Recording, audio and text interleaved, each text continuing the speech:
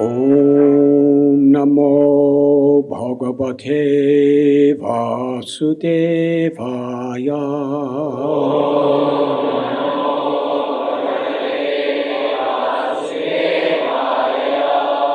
Sonaka Uvacha.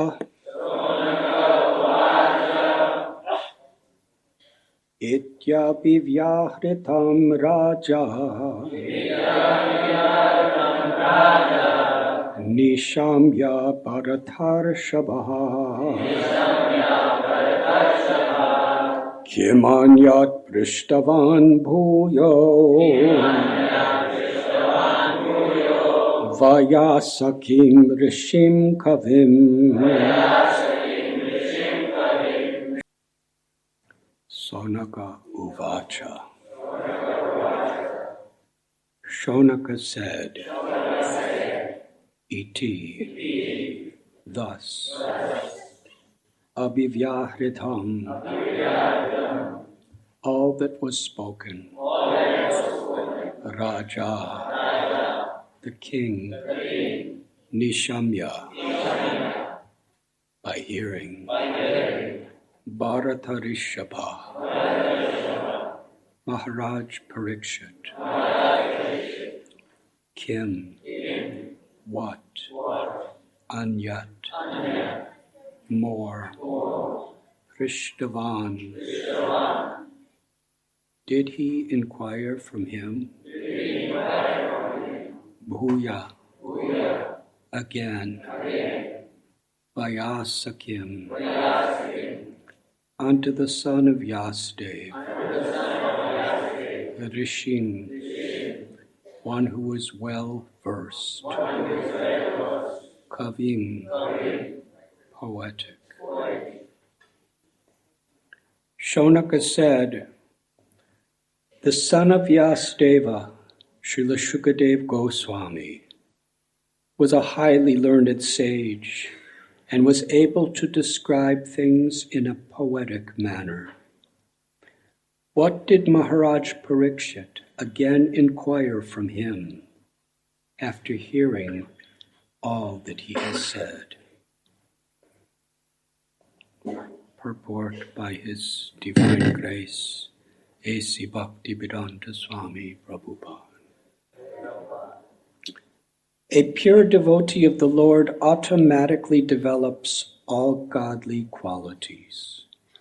And some of the prominent features of those qualities are as follows.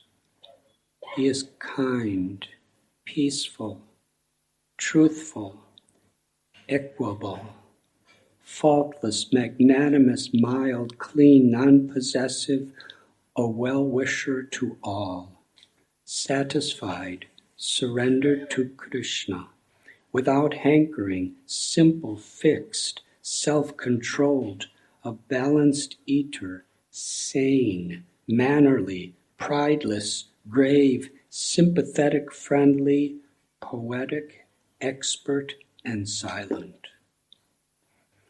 Out of these 26 prominent features of a devotee, as described by Krishnadas Kaviraj in his Chaitanya Charitamrita, the qualification of being poetic is especially mentioned herein in relation to Śukadeva Goswami.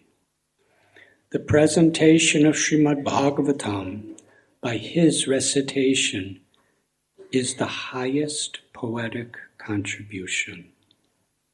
He was a self-realized, learned sage. In other words, he was a poet amongst the sages. Hare Krishna. I am very grateful to be back home with all of you. Shri Radha Gopinath Temple Ki Jai.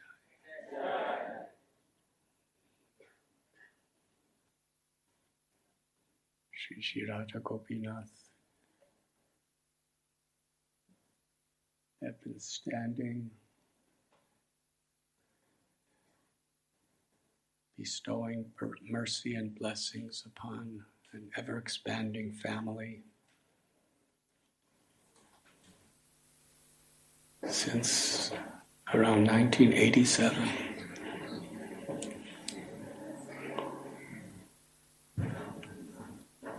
The temple room has changed dramatically. The amount of devotees that are assembling has changed dramatically. Some of our individual bodies have changed dramatically.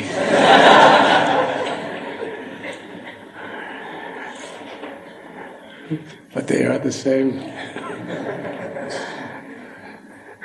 Their beauty is ever increasing. That is the only thing that changes. And their mercy is ever increasing. And we have come by Srila Prabhupada's divine grace to take shelter of their mercy. And every day in all these years, the recitation and discussion of Srimad Bhagavatam has been taking place.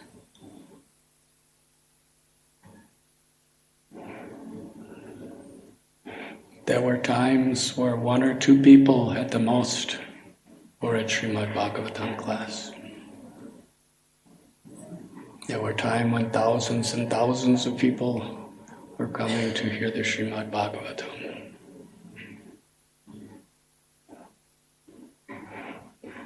But the service for the pleasure of the deities reciting the glories of the Lord in Srimad Bhagavatam remains always the same.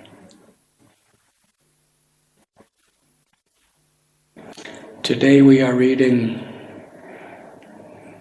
from Srimad Bhagavatam, Canto 2, Chapter 3, entitled Pure Devotional Service. Text 13. Sonaka said, the son of Vyasadeva, Srila Śukadeva Goswami, was a highly learned sage and was able to describe things in a poetic manner. What did Maharaj Parikshit again inquire from him after hearing all that he has said?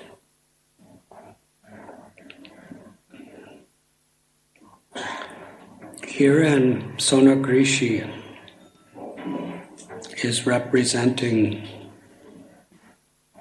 88,000 great sages that assembled in a forest on the bank of the Gomati River. The sages of Naimisharanya, they gathered in this holy place for a similar reason that hopefully many of us have gathered today.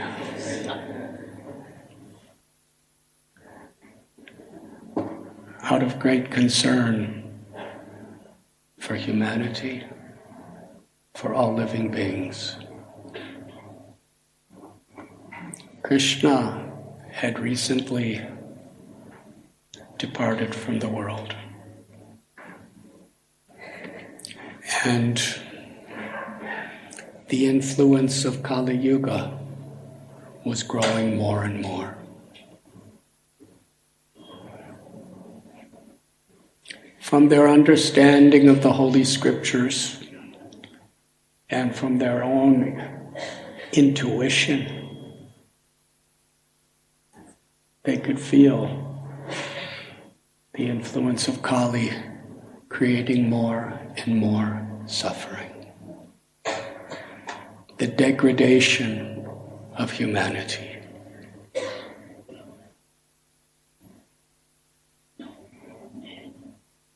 They could feel what was happening in the world today.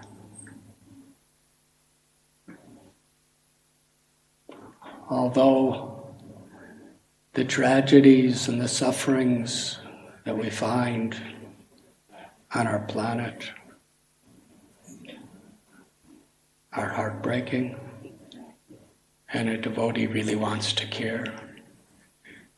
And actually, as we make spiritual progress, we're willing to give our lives to help others.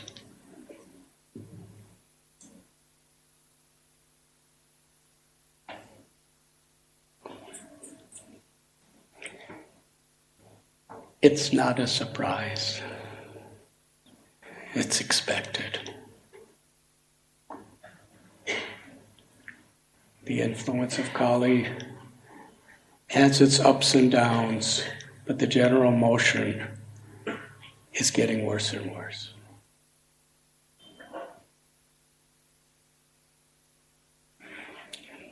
In the Srimad Bhagavatam, there are many descriptions of the various calamities, miseries, and corruptions that happen in this age.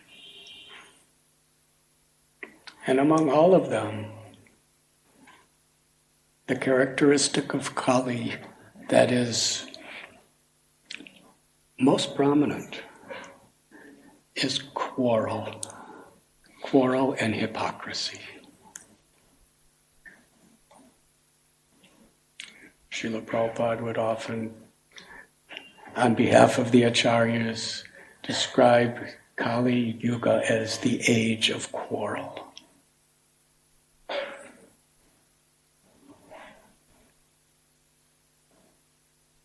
Paramakaruna Pahundu Janani Tai Gaurachandra. Considering the condition of life, the Supreme Personality of Godhead descends in His most magnanimous, munificent, and merciful of all incarnations, Lord Chaitanya and Lord Nityananda.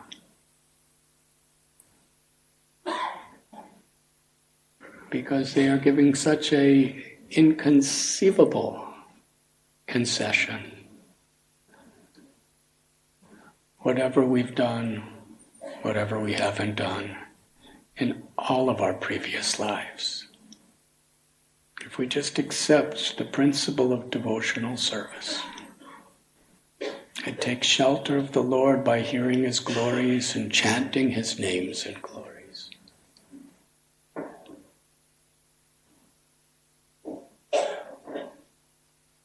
the Lord will deliver us. Daivihe gunamai mama maya duratyaya mame vamye prapadyante mayam etatarantite. Material nature is very powerful. In any yuga, even in the age of religion and prosperity, still the powers of Maya are beyond what a conditioned jiva can withstand. She may allure us through pleasures or through miseries. Lust, anger, envy, arrogance, greed, illusion. She has a way, according to who we are, what the environment is, to trap everybody. It does not matter how much we know, how much people think we know, what we can do, what we have.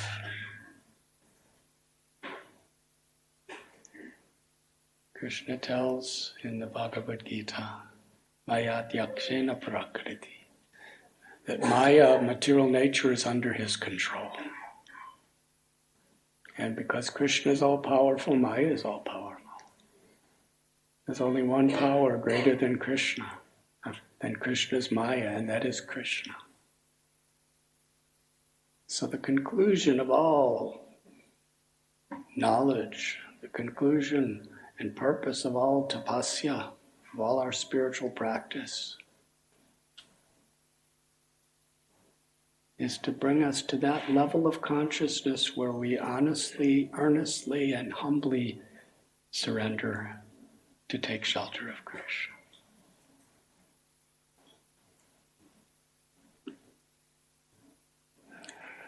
So these great sages of Naimisharanya, they understand it's the only solution.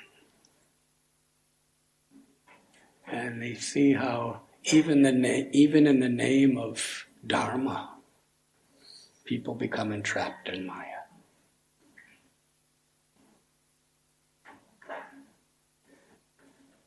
They want to do something. They're performing yajnas. They're trying to induce auspiciousness. And ultimately, they approach Sutta Goswami. And Sonak Rishi, who is the representative,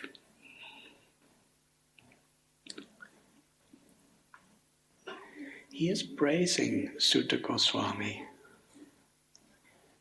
They are selecting him especially because he is a disciple of Śukadeva Goswami.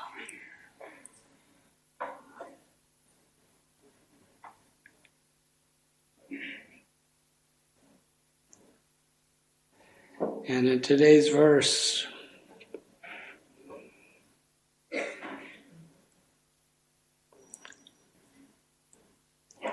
the son of Vyasadeva, Srila Śukadeva Goswami, was a highly learned sage and was able to describe things in a poetic manner. What did Maharaj Parikshit again inquire from him after hearing all that he had said?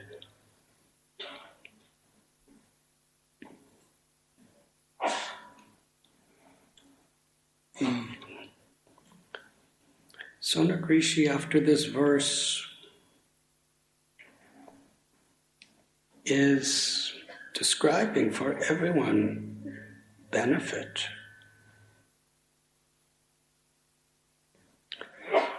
the mood of the setting in which the Srimad Bhagavatam is meant to be spoken.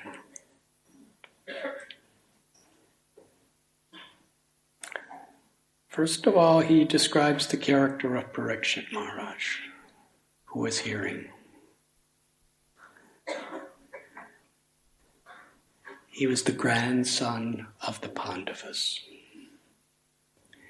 And by the influence of his grandparents, his mother, and all the people around him, he grew up feeling the love of Krishna through everyone around. And therefore he became naturally attracted to Krishna. It describes from his very childhood he was a great devotee.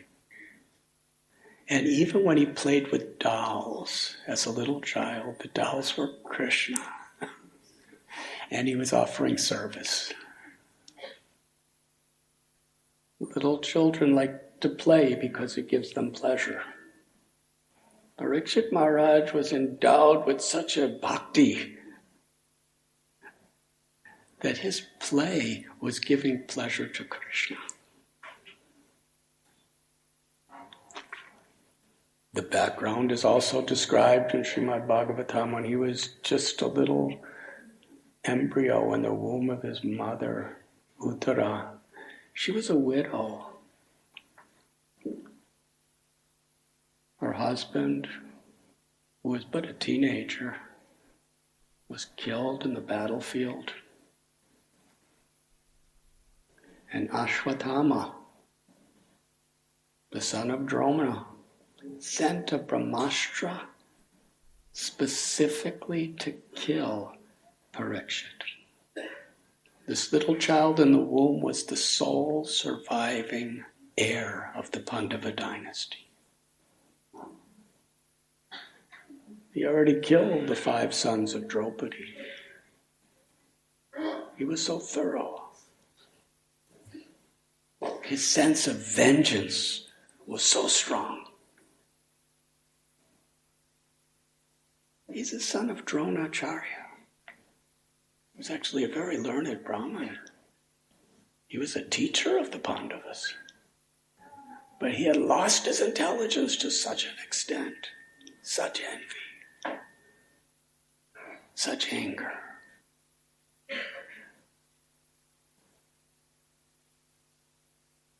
the most deadly of all weapons, the Brahmastra, he invoked to kill a child in the womb. The child could do nothing.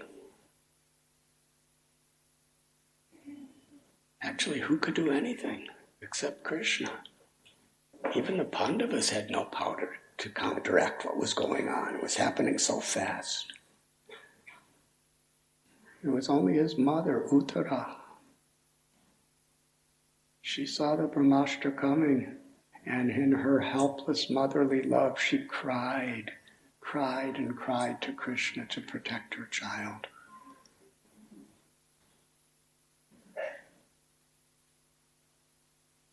She prayed to Krishna, if this Brahmastra must kill someone, let it kill me, but please protect my child.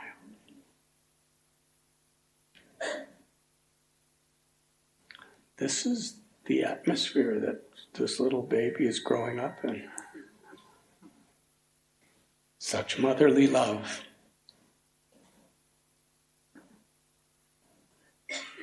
Krishna appeared within the womb and dispelled, counteracted, removed the Brahmastra. And Parikshit Maharaj saw Krishna come to save him.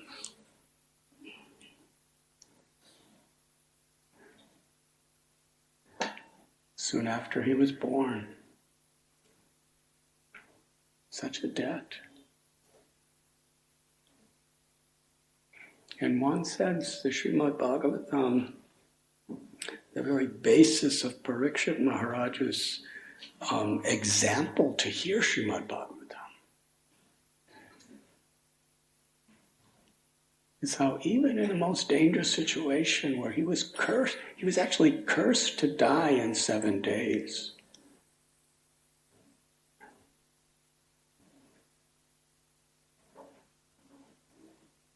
But his consciousness was not, why is this happening that I'm cursed to die in 7 days? He chose to be grateful. Krishna saved me when I was helpless in a womb. Why would he not save me now? And saving me doesn't mean just his physical life. He was taking shelter of Krishna. His whole life.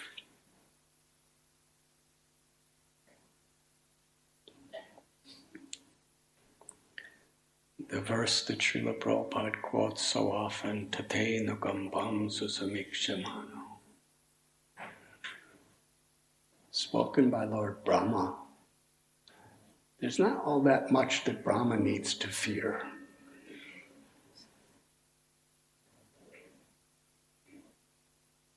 He still had a long, guaranteed life ahead of him. And in Brahma Loka, there's no earthquakes or heat waves. There's no climate change. It's always nice there. But still, he's praying in this way. That one who goes through even great sufferings of life, bows the head in gratitude.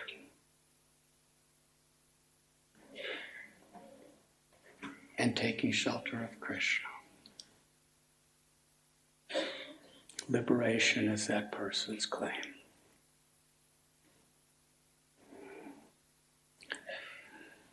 So Parikshit Maharaj, obviously he wasn't happy, he was cursed. He loved his family, he loved all the citizens, he felt duty bound. But if this is Krishna's will, with a grateful heart, Krishna, I'm yours. He gave his life, he took shelter.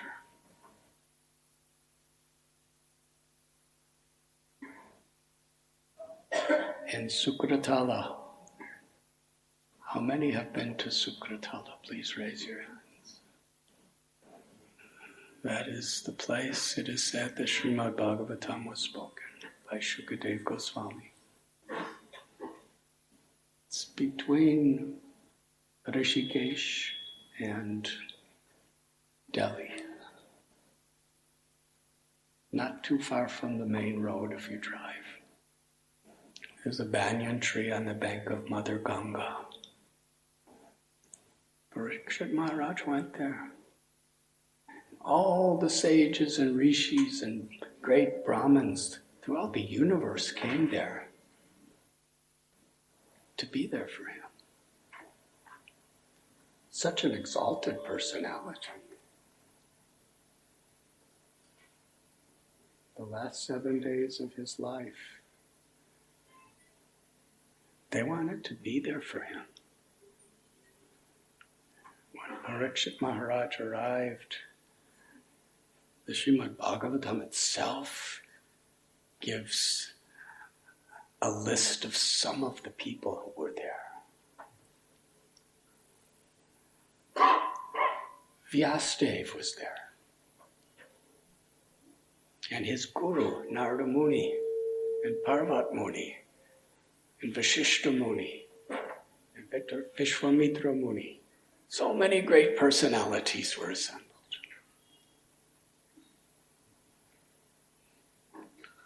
Parikshit Maharaj, with such respect, humbled himself to all of them and begged them to speak. What is the duty of a person about to die? It was at that time that Śukadeva Goswami appeared. His father and guru was Vyasadeva. His param guru was Narada Muni. Narada Muni was guru for Prahlad and he was guru for Dhruva. He was guru for Valmiki. He was the guru's guru.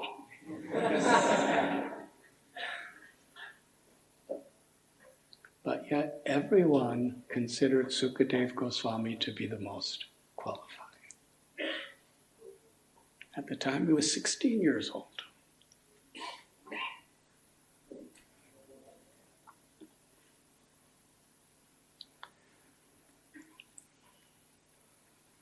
So we begin, the sages of Naimisharanya are describing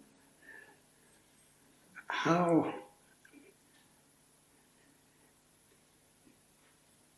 Parikshit had such a qualification to be the person to hear the greatest narration that has ever been. Srimad Bhagavatam is the graduate study of Bhagavad Gita. Bhagavad Gita, Krishna himself speaks it. Within the Srimad Bhagavatam, spoken by Śukadeva Goswami, is the Uddhava Gita. Krishna's instructions to his dearmost friend Uddhava. And what to speak more than any other of the literatures compiled by Vyasadeva, the wonderful pastimes of Krishna in Vrindavan are described.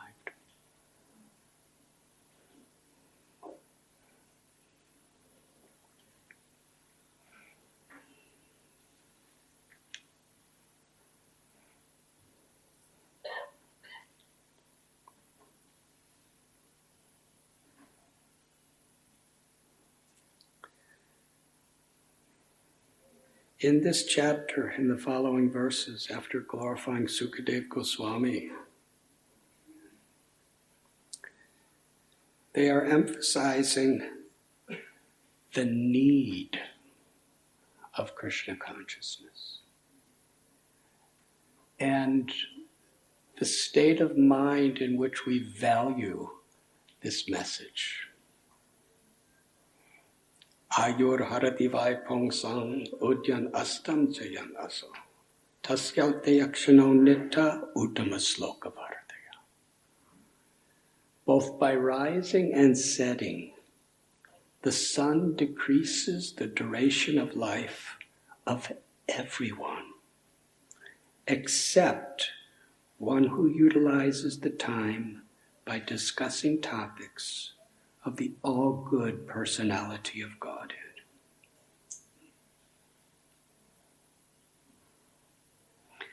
The sunrise is such a beautiful time. And the sunset is a beautiful time.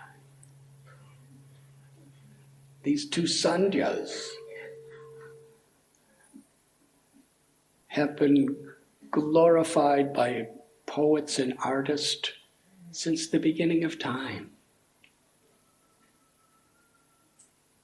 But the reality, what we don't see with our eyes, but what's actually happening, it was with every magnificent sunrise and beautiful sunset. Everyone is one day closer to death.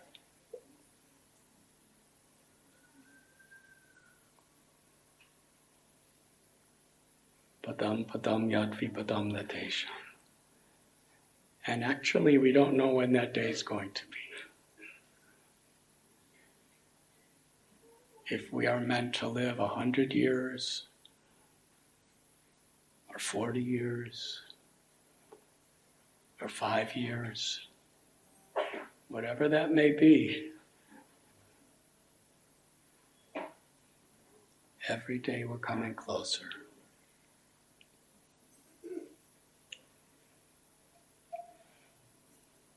Except one who utilizes one's time to hear and chant the glories of the Lord. For such a person, with every rising and setting of the sun, we are one day closer to eternal life.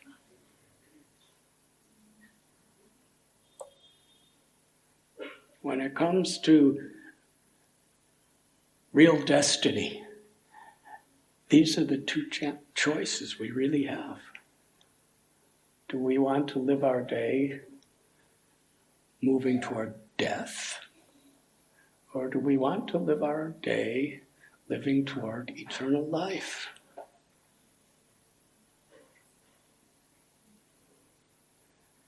That is not a choice that is determined by circumstances. That is a choice that is determined by our own will. How do we want to utilize our time? And then in the next verses, graphic examples of what a waste it is having this valuable human life, durlabha manava janma, lobhya samsare, and not receiving the gift that comes with it, the gift of self-realization. It is described, do the trees not live? Some trees are very old. There are trees that are hundreds of years old. And there's actually trees that are thousands of years old. The same spirit soul, the same jiva is in that tree. And they're very big and high. You know, sometimes when we visit some of these trees, we think, what this tree has been around during the Roman Empire, during the age of the Aryans in India, or whatever you may call it, the historians. Thousands of years.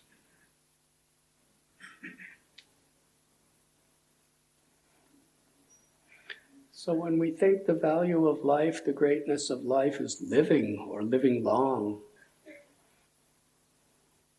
here the sages of Naimisharanya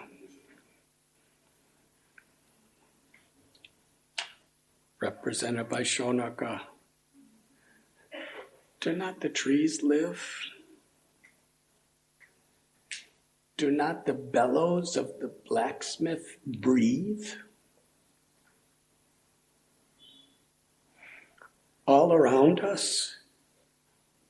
Do not the animals and the beasts and the insects discharge semen? So is the value of life, increasing our family, increasing our dynasty, breathing, living?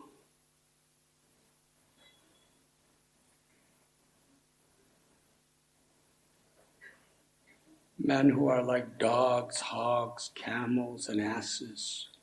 Praise those men who never listen to the transcendental pastimes of Lord Sri Krishna, the deliverer from evils. This verse is, each one of these verses is so vital for us to keep the compass of our aspirations on the purpose of life, because we are so easily distracted. And what fundamental examples are being given here? Living long life without bhakti. It's a tree's life. It's really no better.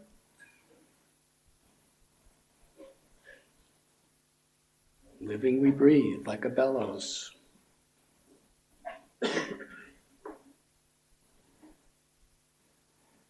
And here, how many people are influenced by the greatness of people with material accomplishments? They may be learned scholars. They may be physically very strong and great athletes. They may have lots and lots of money. They may, for the time being, be very handsome or beautiful. They may have so many accomplishments that are actually praised throughout history. And we look up to those people.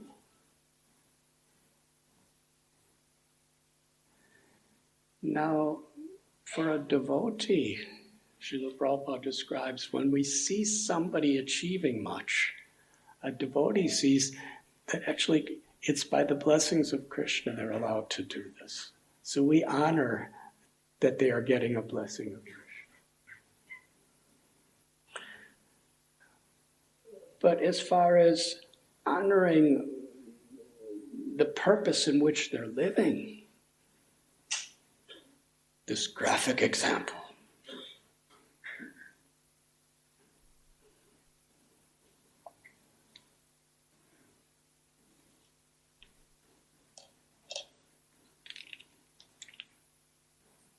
Men who are like dogs, hogs, camels, and asses. Dogs, hogs, camels, and asses. Praise those men who never listen to the transcendental pastimes of Lord Sri Krishna, the deliverers from evils. Now, the fact that they're being praised means they're very, very accomplished people. And why is it so graphically described? As a warning. Because these are distractions.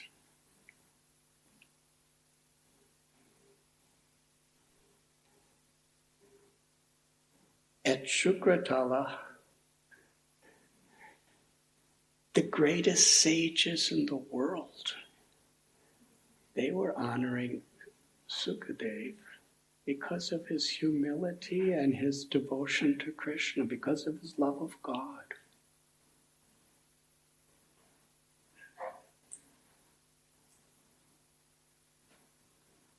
Sri Chaitanya Mahaprabhu,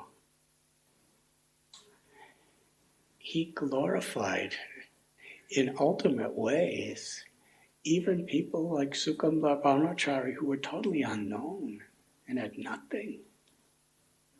Golavecha Sridhar, Vasudeva, who was actually a total outcast with leprosy. He was seeing the glory in their devotion.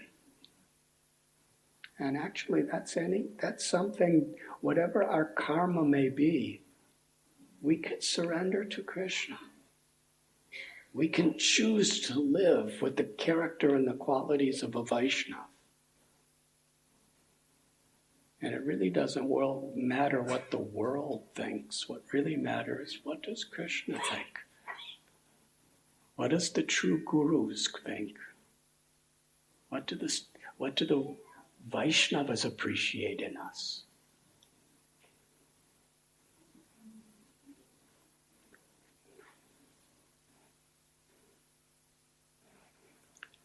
And then he goes on, because we know how much people are attracted to entertainment, whatever the form it may be. The one who does not listen to the pastimes and the words and messages of the personality of Godhead, who hasn't heard and chanted in this way, their ears are no better than the holes in the ground where snakes live.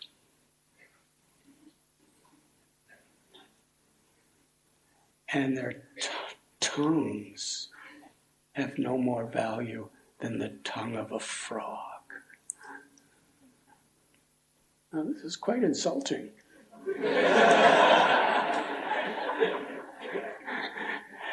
If you went to an important person and said, your ears are snake holes and you have a tongue like a frog, and only asses praise you.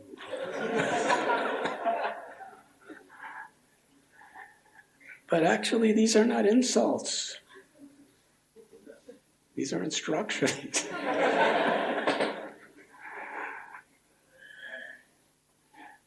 And the graphic detail, which is actually at the very beginning of Srimad Bhagavatam, how much we are meant to value and treasure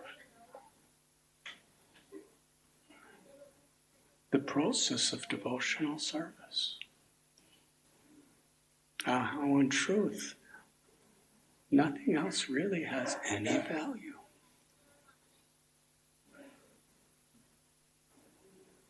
And Srila Prabhupada, in this wonderful purport, he describes, we like to hear, but if our ears are just hearing these mundane subjects and we're taking enjoyment in that, then it's like a hole in the ground, and who comes to take shelter? The snake of death. Snakes represent death.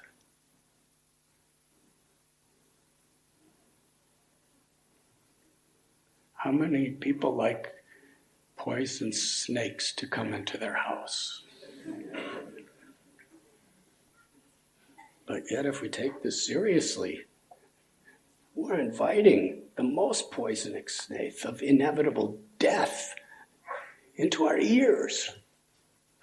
And we're enjoying it because we don't understand what's really happening.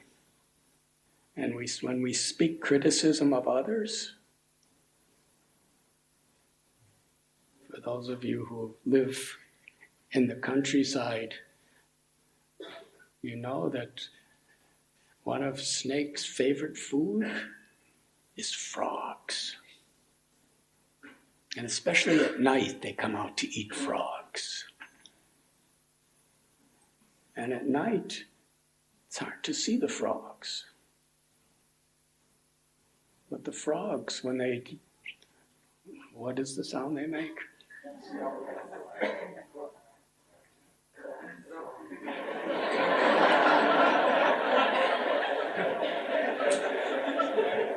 You sound like you've been practicing a lot. Everybody practices these. But the frog is thinking, I am singing beautiful songs. Really, and other frogs, when they hear frogs going, whatever, they're croaking, the frogs are thinking, oh, such beautiful poetry, such wonderful melody. So among the frogs themselves, they can be very proud of how loud their volume is, how sweet their intonations are. But actually, the snake of death, he's on the ground, he can't see the frog. But when he hears the croaking of the frog, he knows exactly where the frog is. So the frog's poetry, and even the frogs, trying to invite the opposite sex to come and enjoy with them, that's all going on. But actually, he's just calling, death, please come and eat me. The snake of death. So this is quite extreme, but it's reality.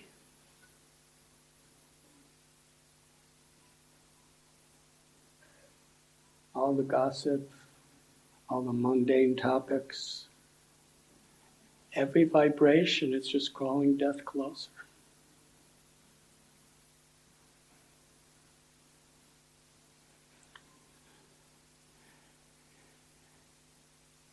Sometimes people like to ornament themselves.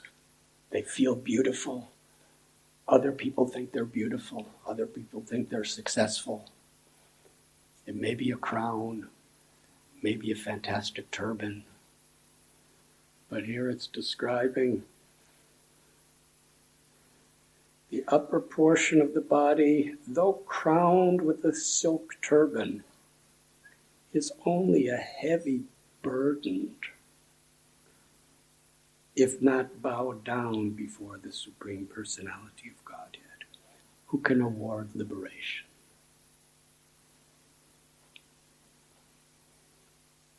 Srila Prabhupada describes, if you're drowning in the ocean and you have a wonderful king's crown, and usually the heavier the crown, the more valuable it is.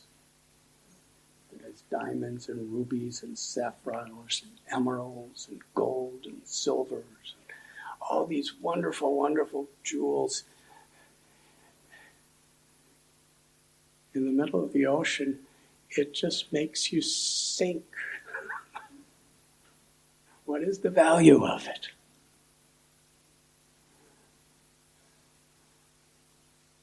Somebody else drowning in the ocean may think, oh, you are so fortunate. I want a crown just like yours.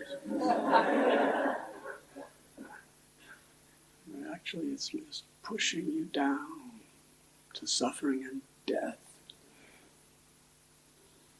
And the hands, even though they're decorated with glittering bangles, are like those of a dead man, if they're not engaged in the service of the Lord.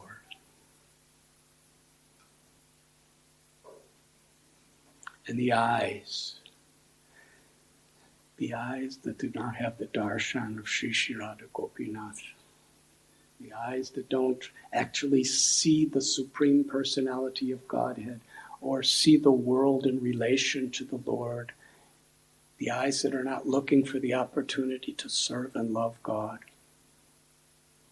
are compared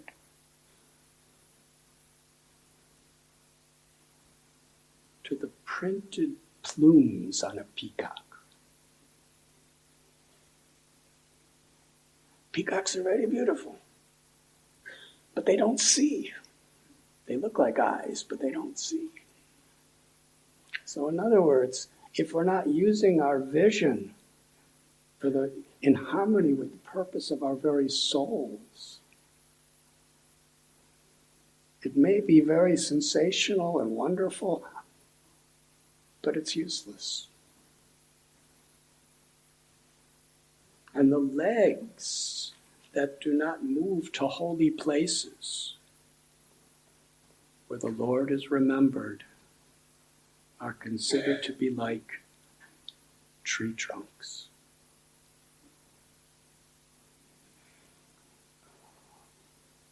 Where do tree trunks go? Tree trunks stay in the same place. The roots are maybe growing and everything, but the tree trunk is in one place. So the idea is, even though we're moving all over the place, we're actually going nowhere.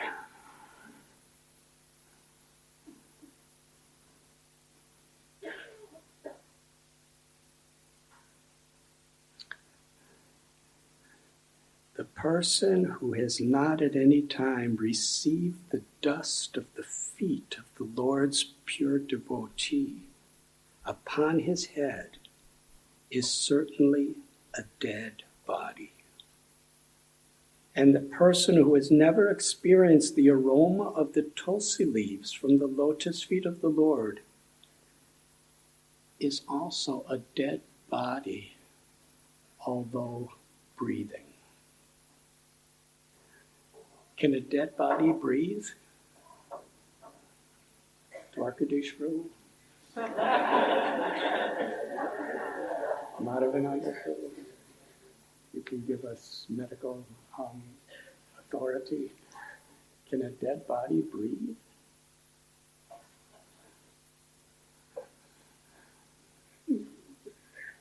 Well, contrary to your opinion, this is practically saying almost every living being in the world who's breathing is a dead body. Again, very, very graphic warning. What is actually valuable in my life?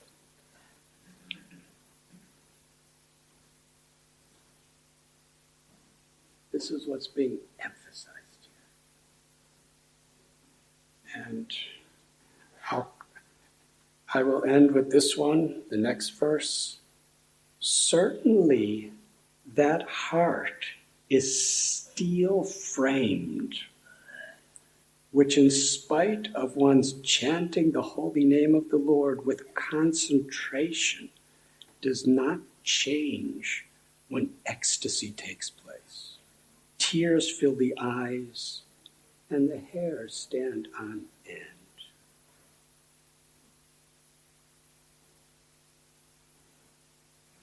Now, the heart is a very soft organ. Very, very soft organ. But here it's being described as steel-framed. The heart is compared to steel. If when we're chanting the holy names with concentration, we're not feeling Krishna's love and going into an ecstatic happiness.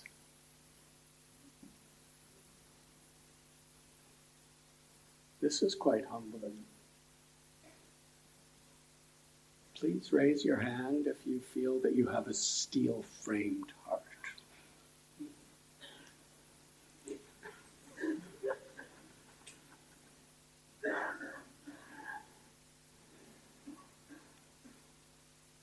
It's to humble us and to give us an understanding of what really is the value of life.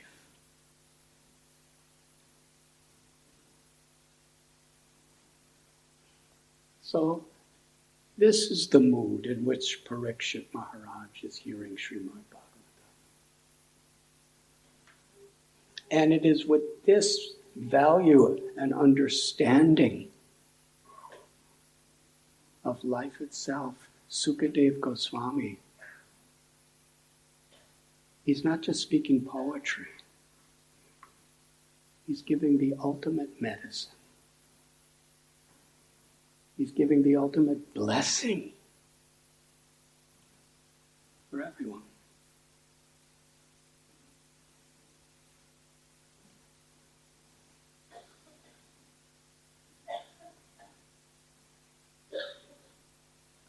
Śukadeva Goswami in the pages of Srimad Bhagavatam and other Vedic literatures, there are descriptions of why the great sages considered him to be the most exemplary person to speak this Paramhamsa Samhita, the crest jewel of all Vedic literatures.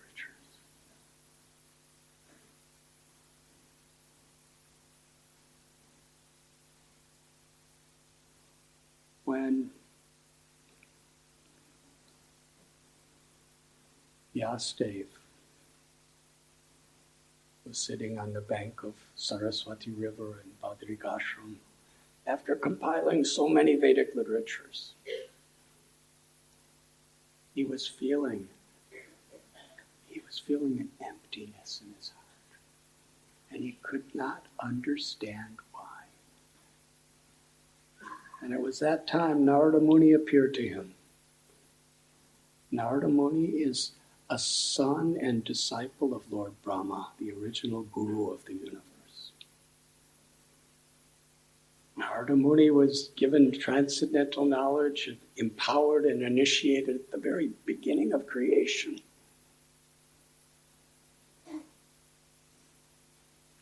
And he comes to Vyasadeva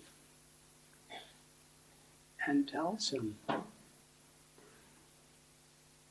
that you have described so many religious principles, so many ideas of Dharma, but you have not given a literature that is exclusively describing pure unalloyed devotional service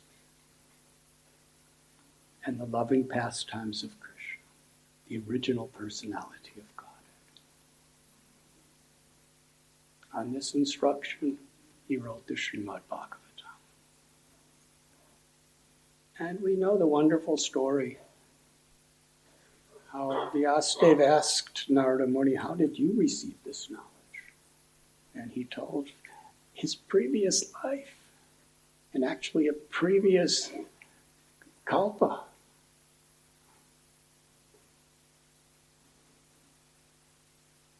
He was a simple maidservant son. But he loved to serve great souls. His qualification was by his mother's goodness. He was allowed to associate with great devotees. And how did he get the attraction, the actual attraction, not just like an entertainment attraction, the actual attraction to hear?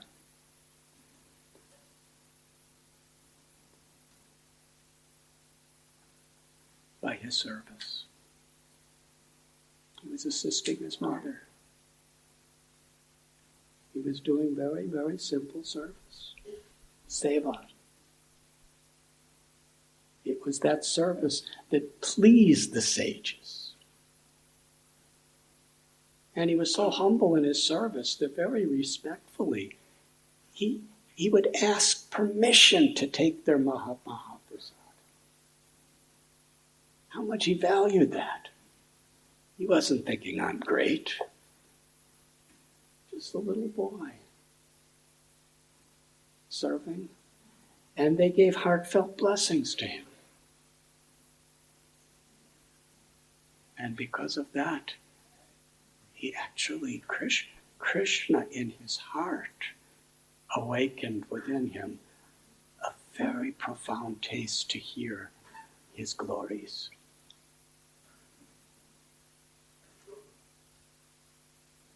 The sages left. His mother was bit by a serpent and died, and he was a little boy.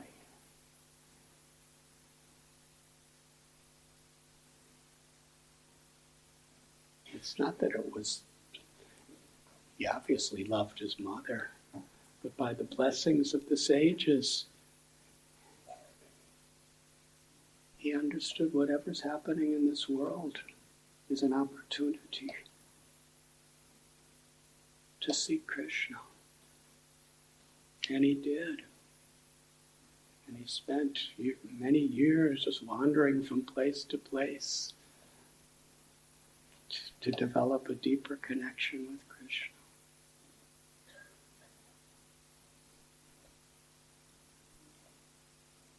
And Krishna appeared to him and then disappeared and told him, in your next life you will be my great devotee.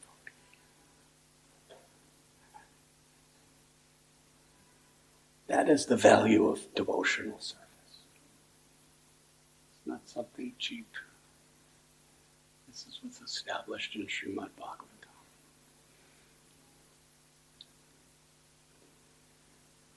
So Narada Muni, he took his next birth as the son of Brahma. He received the most divine instructions that Brahma received from Krishna. And now he's living. Narada Muni doesn't get old.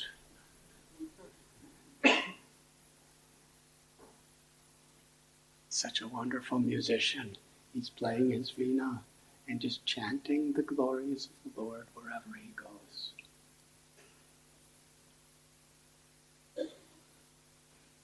Narada instructed Vyas.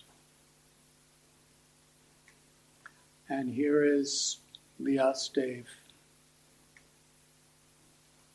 According to some of our acharyas, Śukadeva in the spiritual world of Goloka is Sukha, who is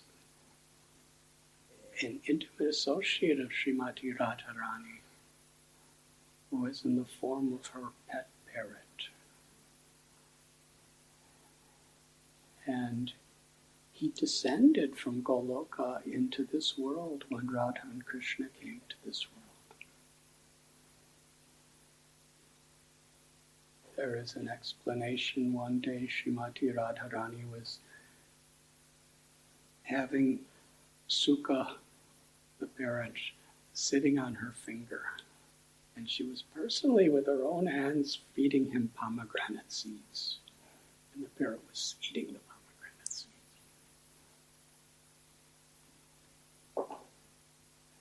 And the nature of parrots, certain types of parrots, they like to repeat. So Radharani was saying, please chant Krishna's names. Krishna, Krishna, Krishna, Krishna, Krishna. And the parrot was chanting Krishna, Krishna, Krishna, but not like the parrots in this world where they just repeat. He was sitting on Srimati Radharani's finger. He was chanting Krishna's name, repeating her for her pleasure. Sometimes we use the analogy, we take water from Ganga and with love and devotion we offer it back to Mother Ganga.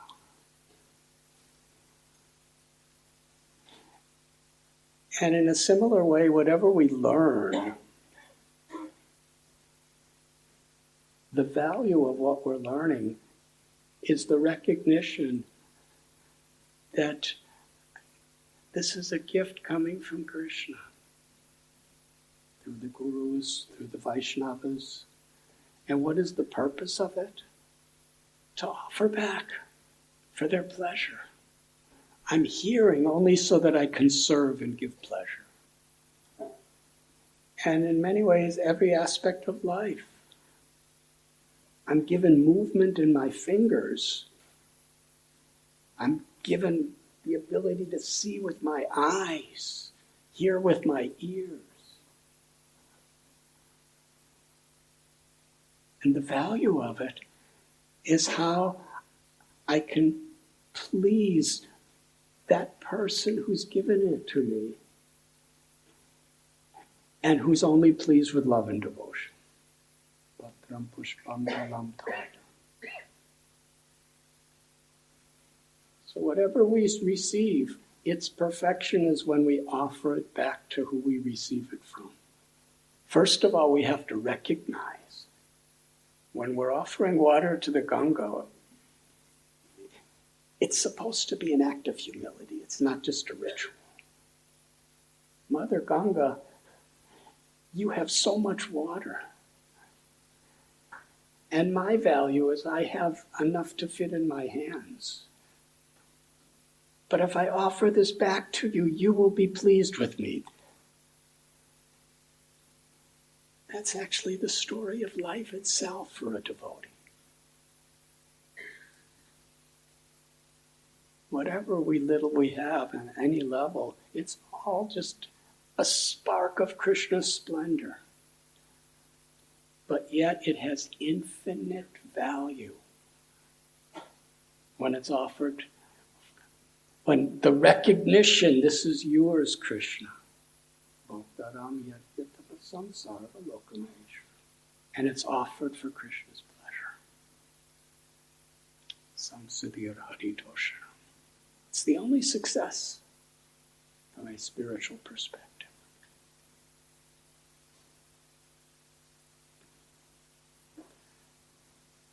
So,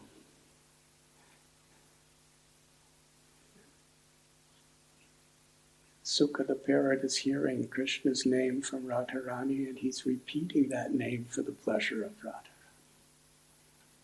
That's the spiritual world. And then he flies away. And he goes to Nandagram where Krishna is. And he's chanting Krishna, Krishna, Krishna. And Krishna's listening.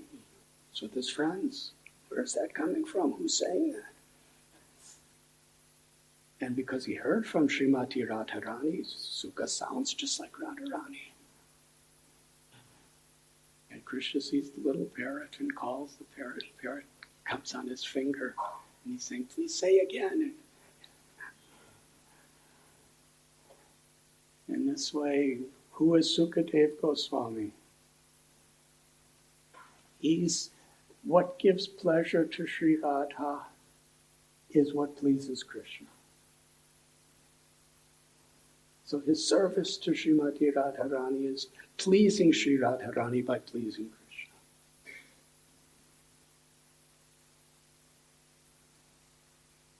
And when it came time for them to after Krishna delivered Dantavakra in Mathura, Krishna left Vrindavan and went to live in Mathura and Dwarka. And then he came back to Vrindavan, especially to conclude his manifested pastimes. Srila Vishwanath Chakravarti Thakur, our acharyas, Jiva Goswami, they describe how Krishna returned to Vrindavan. And what a wonderful festival it was. All the residents of Vrindavan, after practically 100 years of separation from Krishna. And Sri Chaitanya Mahaprabhu, he taught us, in separation from Krishna, the residents of Vrindavan are considering a moment to be 12 years or more.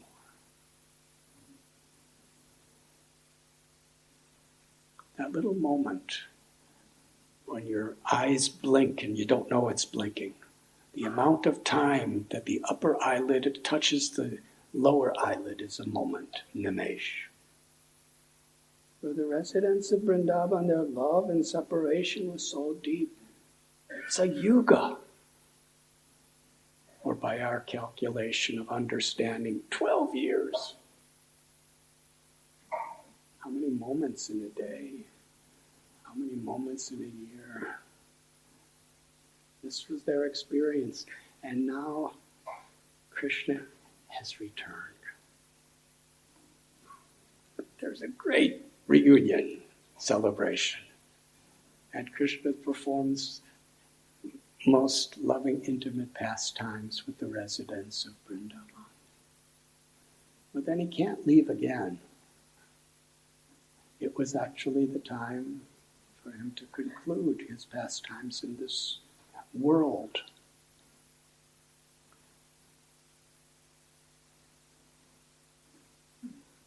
At that time, two things happened simultaneously. One is he brought residents of Vrindavan back to Goloka, the spiritual world. And he also, his pastimes in this world and his abode in this world became unmanifest. And he continued his Nitya Leela, his eternal pastimes, on the aprakrita, on the unmanifested. When we go to Vrindavan, the great acharyas, they tell Premanjana Churita Bhakti Vilochanena that actually all the pastimes are eternally taking place here in the Vrindavan, in this world, on the spiritual level that cannot be accessed through our material senses. But through feelings of separation, we can feel them. By hearing, we can actually experience them.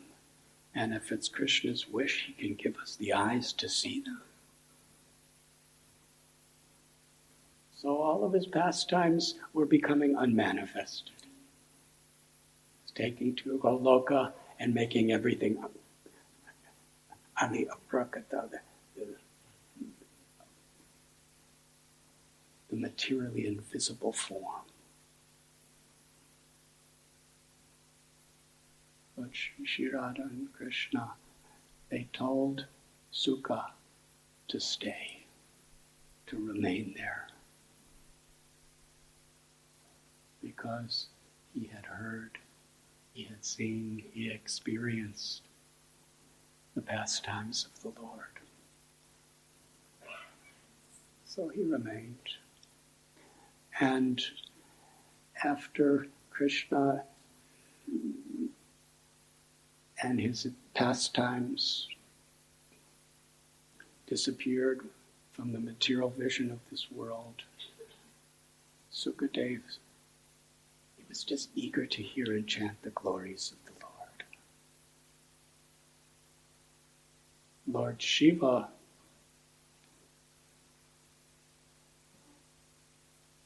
Mahadev at Mansarovar during Krishna's Leela, he performed tapasya so that he can serve in the role of a gopi. And he was given the service of Gopeshwar Mahadev. It's one of the great Mahajans, greatest Vaishnav, protector of the Dham of Vrindavan. He was speaking the glories of Krishna's pastimes to Parvati. And Śukadeva was listening, secretly. No one was supposed to be there. And when Lord Shiva took notice of him, he was thinking, these are very confidential subjects. They are not to be heard or spoken by unqualified people, and this bird is listening to me. So he went to catch Śukadeva, and Śukadeva flew away. Went to Badrikashram. And meanwhile, Vyasadeva is speaking Srimad Bhagavatam to his good wife, Vidika. And Śukadeva enters through her mouth into her womb. And Shiva wanted him to come out. But Vyasadeva said, why do you want him to come out? He was listening to your recitation of Srimad Bhagavatam. What's the result of hearing Srimad Bhagavatam? Shiva was extolling its glories. So Vyasadeva convinced, let him be with us. Our acharyas describe in the Srimad Bhagavatam itself that he was a liberated soul. He took the role of one with with no material desires whatsoever. He had this Brahmagyan, I'm not this body and this whole world is illusion.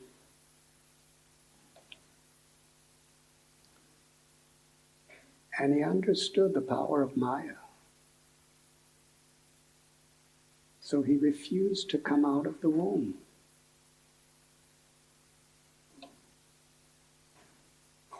He would rather sit in the womb of a mother his whole life than come out into this world with the risk of being distracted. What an example this is. How much we're eager for these distractions. But Śukadeva, he's Atmarama. He's self-satisfied. Now, it's not that the womb was growing, but he was growing. He remained in his mother's womb for 12 years. Now, for those of you who are mothers,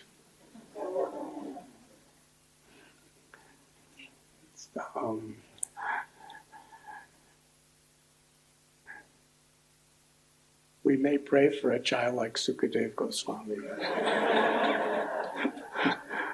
but there's a price.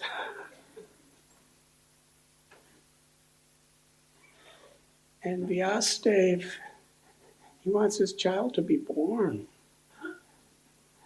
So he's actually preaching Srimad Bhagavatam, he's preaching for his child to come out of the womb. And Śukadeva, he's actually a fully developed person. It's not like he's just a big baby. He was a totally intellectual, grown 12-year-old boy. But he wouldn't come out.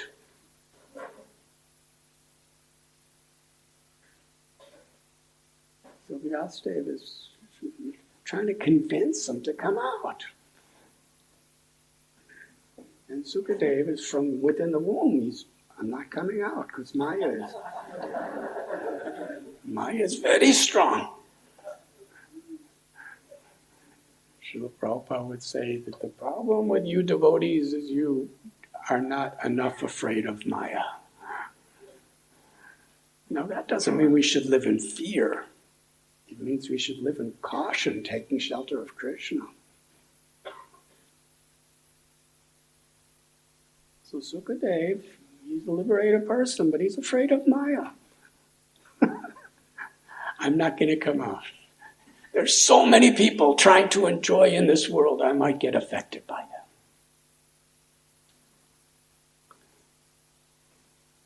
them. So finally, Vyasadeva, he said, how can I get you to come out? Śukadeva understood. Krishna is the controller of Maya. If Krishna promises to protect me from Maya, then he has to come and assure me. So Vyasadeva called for Krishna. That time he was in Dwarka. Krishna came all the way to Vyasadeva's home, and Krishna promised Śukadeva that I will withdraw Maya from your life. Maya Dyakshena Prakriti Suyati Sachara. Maya is under Krishna's control. This was a very unique way in which Śukadeva Goswami was taking shelter of Krishna. Sometimes we think taking shelter of Krishna is really a fun thing, and it actually is for the soul. But he was taking shelter of Krishna, remaining within the womb of mother for 12 years. But when he understood he was under Krishna's protection, he came out. There was no samskaras or anything like that. He just came out and walked away. That's the only information that I've seen. He just comes out of the womb and walks away. And doesn't say a word to anyone. His father's is right behind him, calling for him to come home.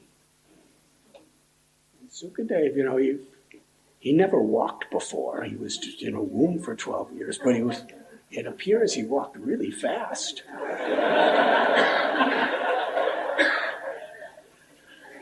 He didn't care about home. He didn't care about anything. He just was walking. And Vyasadeva was running behind him, calling out, "Son, son, come home." And Vyasadeva, the only answer he got were the echoes from the trees. Śukadeva did not say a word, he just left. And the description is given that there was young girls bathing with no clothes on in a lake.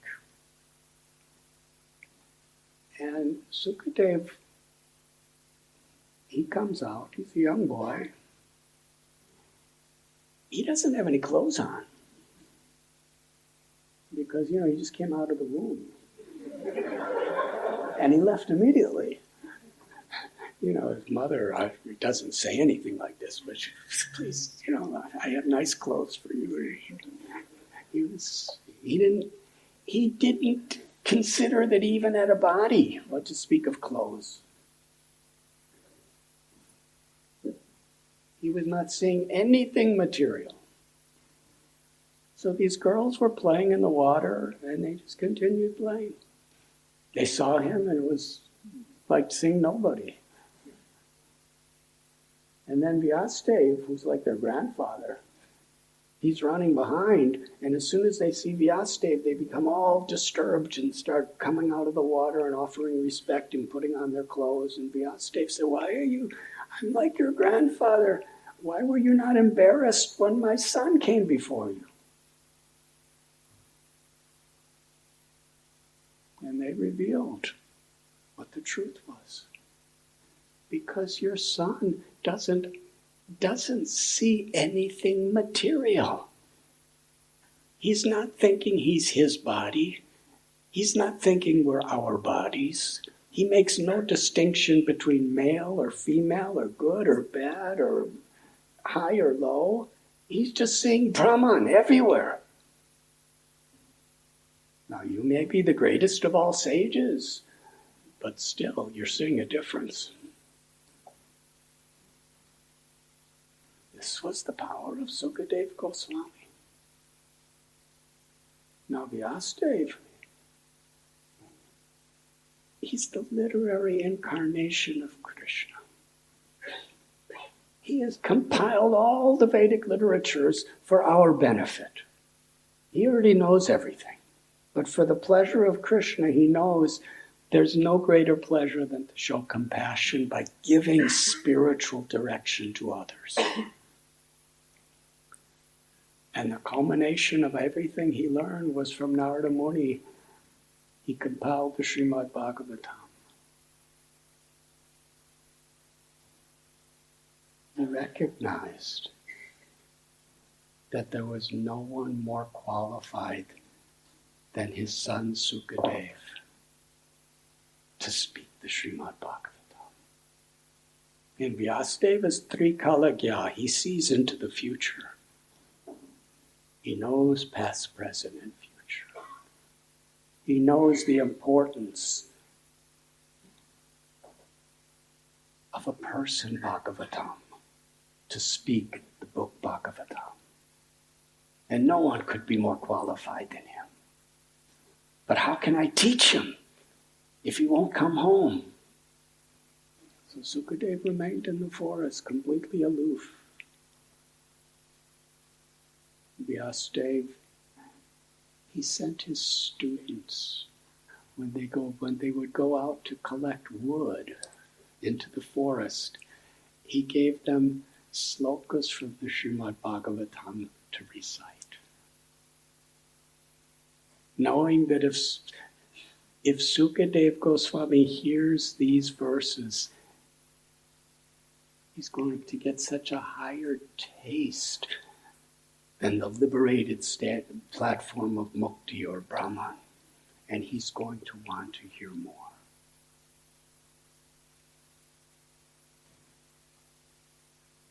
They were reciting verses describing how much Krishna loves his devotees.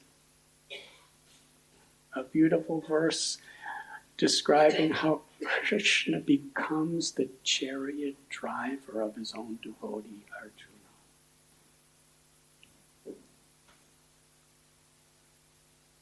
The beautiful verse from the 10th canto where Krishna's coming in with the cowherd boys from the pastures. And his beauty and his qualities are being described by the gopis. His wonderful bluish complexion. He's wearing a wonderful peacock feather in his turban. There's blue flowers draping over his ears.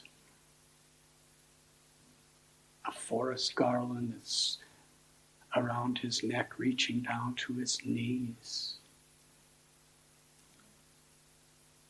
His cloth is bright and golden like lightning. And he's playing his flute and being praised by all of his friends.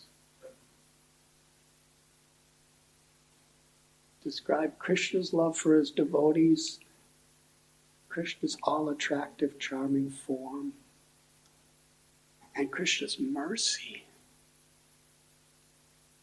That wonderful verse spoken by Uddhava. Who else can I take shelter of than Krishna? Putana. Putana was the personification of evil and deception. She came in the role of a mother to poison and murder Krishna. But yet Krishna gave her the liberation of his own mother in this spiritual world. Who else to take shelter than Krishna? So when Śukadeva heard these beautiful verses that Vyasadeva had them reciting as they're collecting wood, he came back to Vyasadeva's ashram to learn the Srimad Bhagavatam. And Sri Chaitanya Mahaprabhu, he declares, this is the glory of bhakti. Even the most liberated souls who are completely aloof from all material attractions. The four Kumaras. They were totally renounced. They had perfected Brahmagyan, Mukti. But yet, when they smelled the aroma of the tulsi leaves on Lord Narayan's lotus feet, bhakti, prema, love awakened in their hearts. And Śukadeva Goswami, by hearing Krishna's glories, param drisvani vartate, the desire for loving service awakened in their hearts.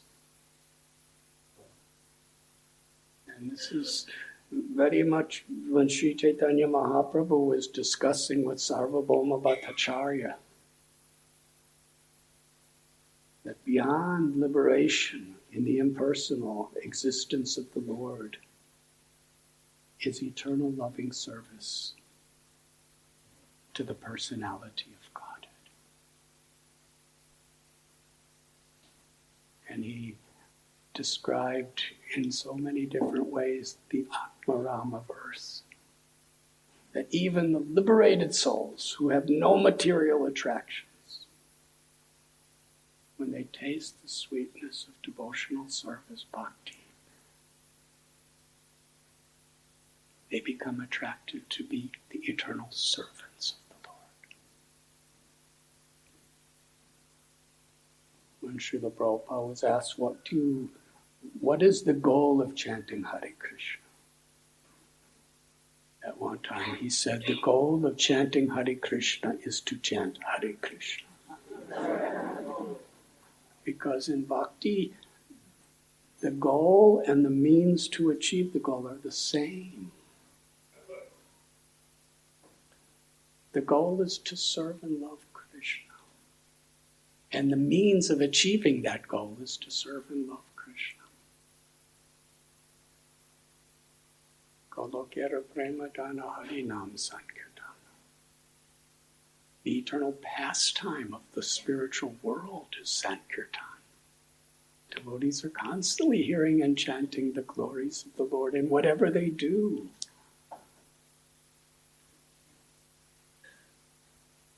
But they're not just hearing and chanting the glories of the Lord because that's what they're supposed to do. They're hearing and chanting the glories of the Lord for the pleasure of the Lord. And that is where seva is the integral, all-important element.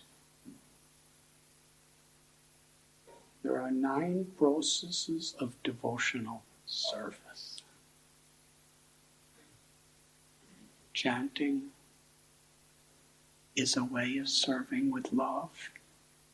Hearing, remembering, offering puja. These 9 processes are ways of serving with love. And the goal is to continue doing those things with actual love.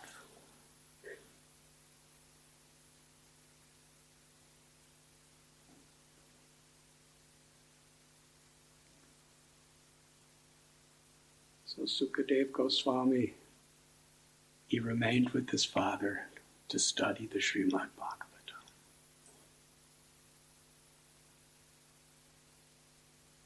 And then he went back out into the forest, and he was completely transcendental to any of the dualities of material existence.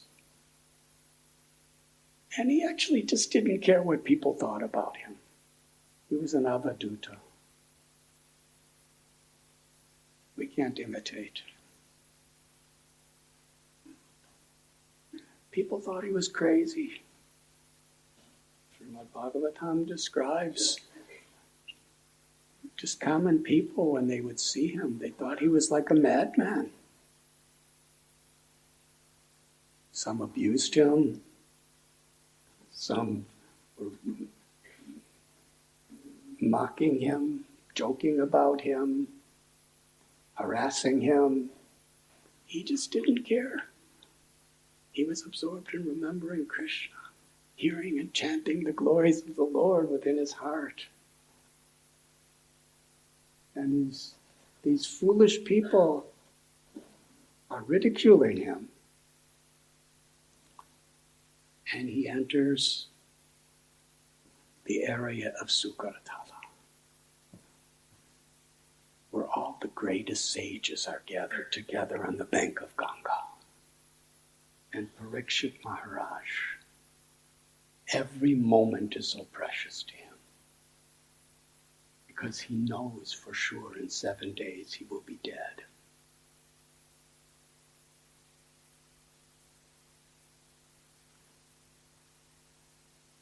Vyasadeva could have instructed Parikshit. Narada Muni. But they didn't. Everyone was waiting for Śukadeva to come. Now he's 16 years old. His Param Guru, his Guru, and all the greatest acharyas of the universe. He honors them and they honor him. The The special quality of Śukadeva Goswami that made him all attractive to everyone is he loved Krishna with absolutely not a trace of false ego, ahankar.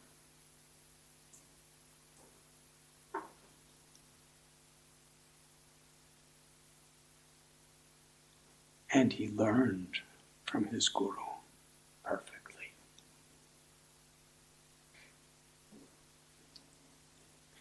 In today's verse,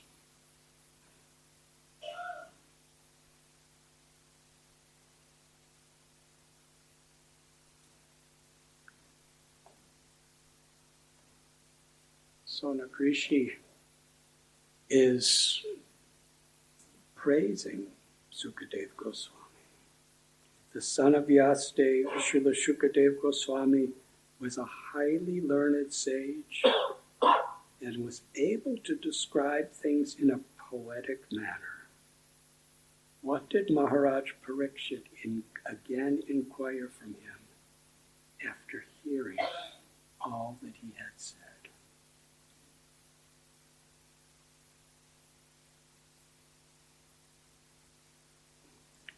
When Krishna appeared within this world in his most merciful incarnation of Sri Chaitanya Mahaprabhu,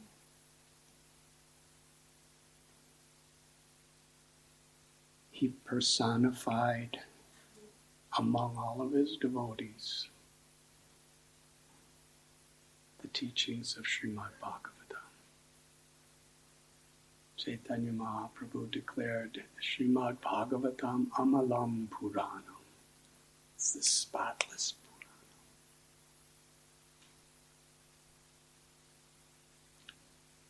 In just a couple of weeks, we will be going to Jagannath Puri. Some of us.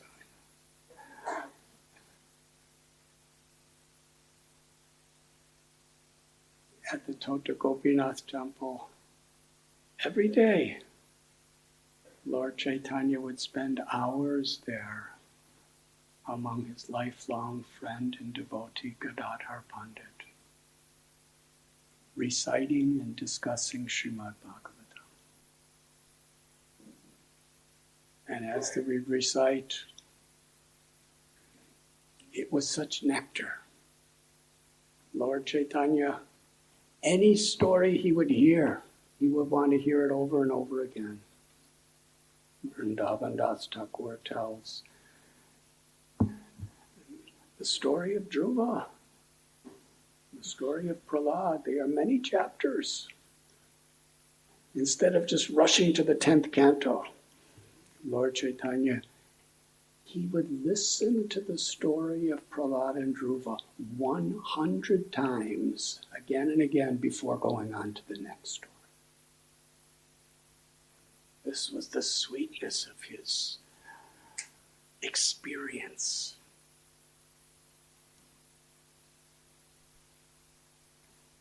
And when our beloved Guru Maharaj Srila Prabhupada 101 years ago, when he was instructed to take the teachings of Lord Chaitanya to the whole world in the English language.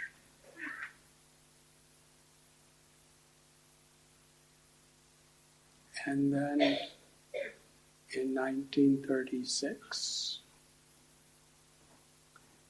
just about, Srila Prabhupada said, a fortnight, just about 2 weeks before his Guru Maharaj, Srila Bhaktisiddhanta Saraswati Prabhupada, departed from this world, he wrote a letter from Jagannath Puri.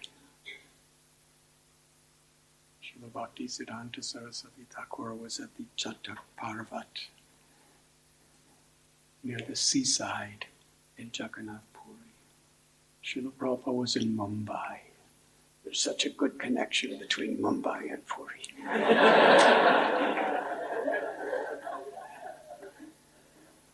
Prabhupada was in Mumbai and he wrote a letter to his Guru Maharaj that, You have so many disciples who are sannyasis and brahmacharis who are doing so much service for you.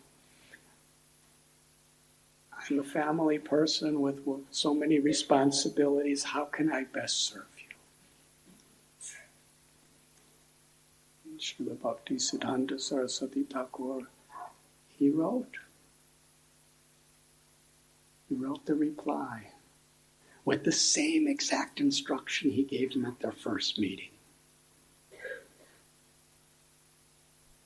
Bring the message of Lord Chaitanya in the English language to the whole world.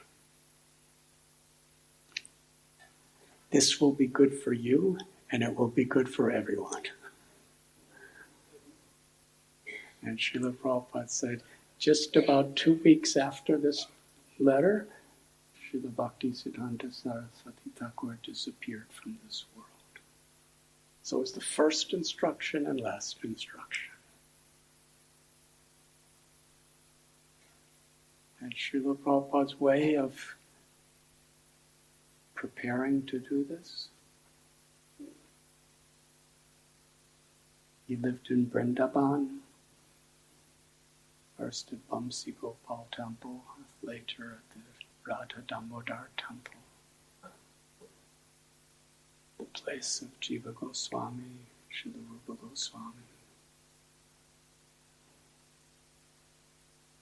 And he was translating and writing purports to Srimad Bhagavatam.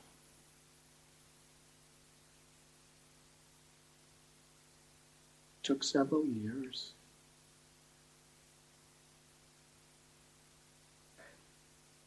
In those days, this is the very early 1960s. He had no money, he had no help. It's the little lantern. He'd spend his days studying the Acharya's commentaries and writing. We'd have to take trains from Mathura to Delhi. You would have to convince people to get paper. In those days, paper was very hard to get. There was all kinds of restrictions and policies about paper. He was begging from people with influence to help him get paper.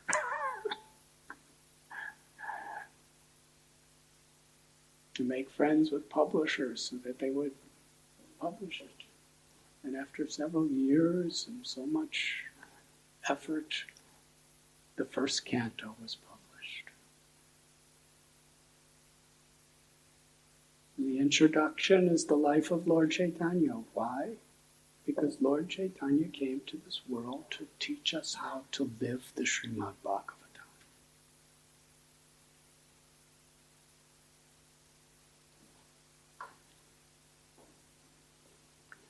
And when Srila Prabhupada was in Cochin, in the Kerala state, the Jaladuta came there from Calcutta. And it docked there for several days. And that's where Srila Prabhupada in 1965 celebrated Janmashtami, his own Vyas Puja. His 69th birthday was on a boat, the Jaladuta, alone. And it was there that the boxes with the Srimad Bhagavatams were brought and were carried on to the Jaladuta. He brought them overseas.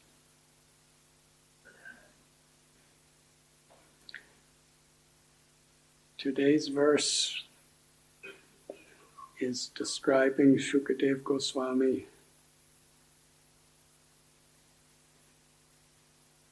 as a poet. And it's interesting because here in Bombay, when Srila Prabhupada wrote a Vyas Puja offering for his guru, was a beautiful poem. And Bhaktisiddhanta Saraswati Thakur appreciated it so much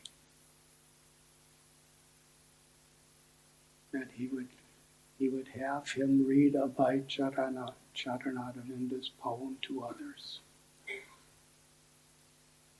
And Srila Prabhupada said all of his god brothers at that time, they named him Kavi, poet.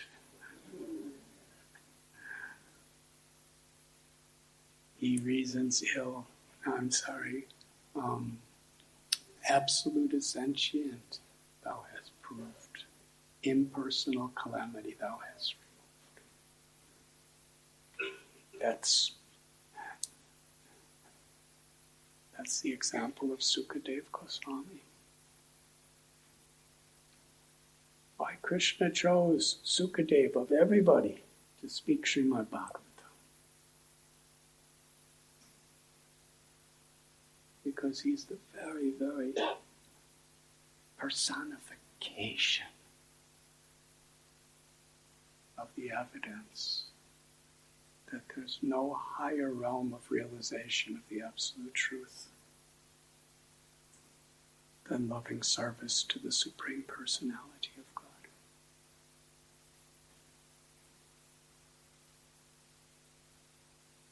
And the second canto, Srila Prabhupada was so eager for us to read it. We know he brought the first canto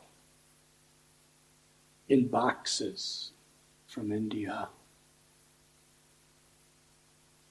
And actually,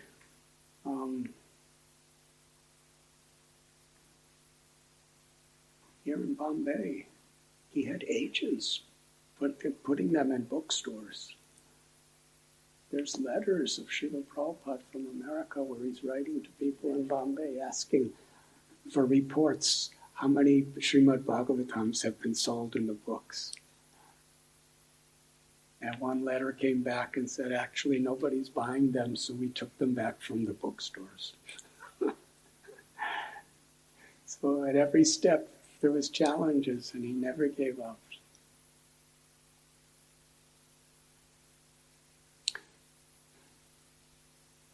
But because there was not much funds, every chapter from the second canto that Srila Prabhupada would translate and make purports, he would make a small book, a paperback book out of that chapter.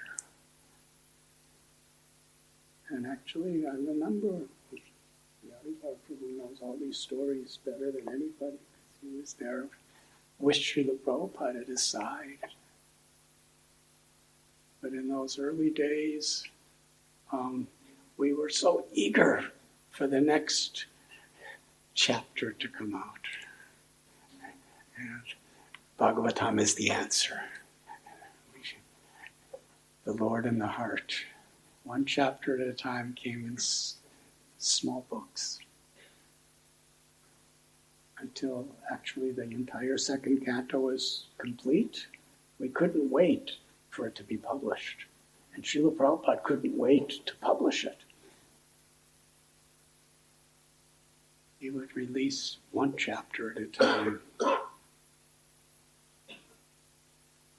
And how eager for us to get that chapter, that next chapter. The whole movement was holding breath, waiting for that next chapter to come out. And now all of you have Bhadra Purnima, we're distributing the entire set.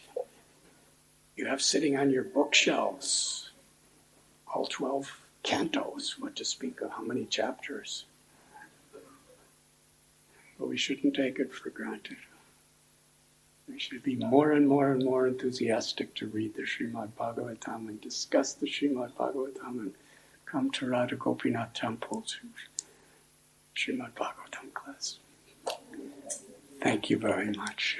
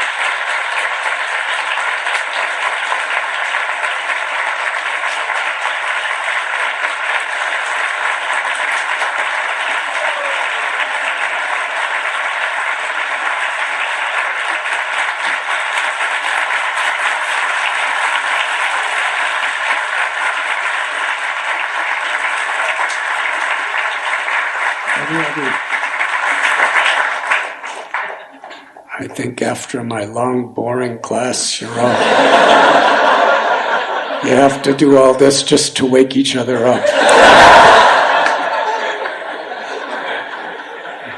We are so honored to have our very esteemed, exalted Godbrother Yadubara Prabhu here. Actually,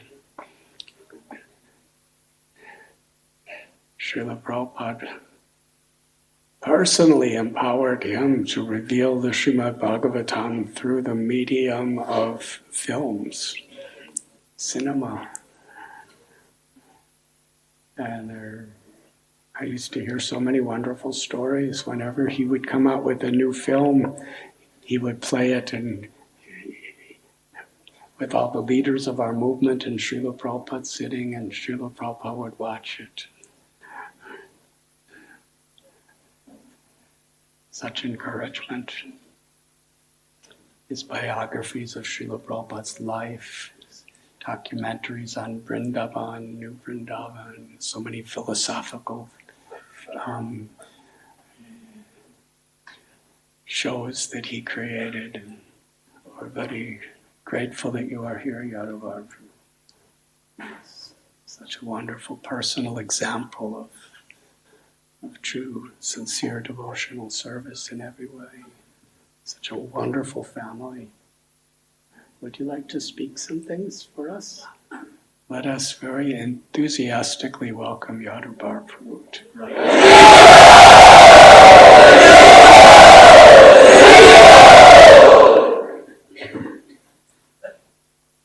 Thank you, Maharaj, so much. Would you like to sit here? No, it's all right. It's a lot of space. What can I say after that talk? I hear you're all going to Jagannath Puri. I wish I could join you.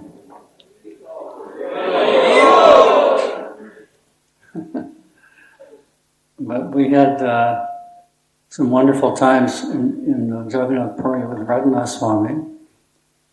This was 1994. At that time he was on Yatra with I think 40 or 50 devotees. Right, Maharaj? 40 or 50? Something like that. And we met each other at the Siddha Bakul, the place of Haridas Thakur. And I didn't know he was coming. He didn't know I was there, I believe. So we invited him. We were at the time living in Jagannath Puri, and our second daughter, Haripriya Devi, was about to be born, but she was overdue. Talking about overdue children. So I asked Maharaj to come Friday night to lead a kirtan, so she would be attracted to come out. And she was born the next day.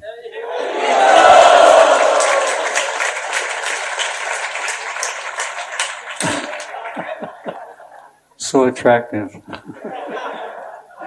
The kirtan. Swamis have various ways of keeping busy.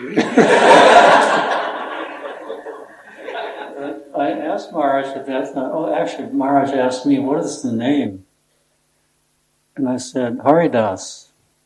So I didn't think it would have a daughter. So Maharaj asked me, so what is a girl? And I said, we have no name. And immediately he said, Haripriya.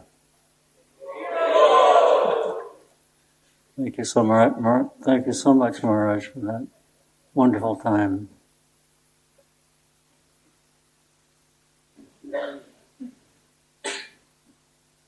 But I did just one thing mention last time I was here.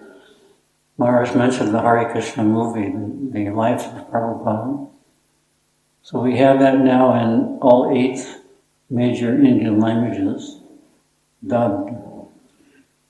And our mission is to try to make Prabhupada more well known as the great saint who took Krishna consciousness all over the world. India's greatest spiritual ambassador. So we're very hopeful that the film can be seen many, many times in many different cities. And I was speaking with Bhima Prabhu the other day, and he's very enlivened to have a traveling party with a bus and very professional audio-visual equipment, and have a program, kirtan, discourse, and then the film. So this way, even down to the villagers, people can know the glories of Srila Prabhupada. Thank you very much. Hare Krishna.